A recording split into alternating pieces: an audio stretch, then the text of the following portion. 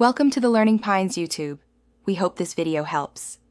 You begin by preparing a minimal working environment so nothing blocks progress. Install Python 3.10 or newer and create a virtual environment. This isolates dependencies.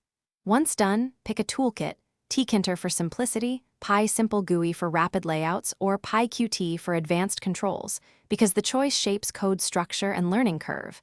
Then install the chosen package with pip and create a basic main.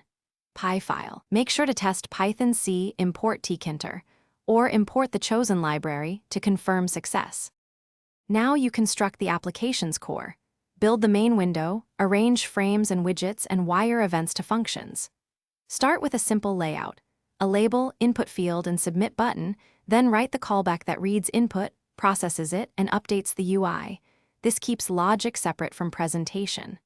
Once widgets exist, choose pack or grid or Simple GUI layouts and test after each addition to catch layout issues early. Make sure to handle exceptions inside callbacks so the app stays responsive.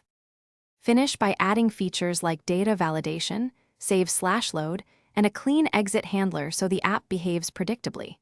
Once stable, test on the target OS and use PyInstaller to create an executable.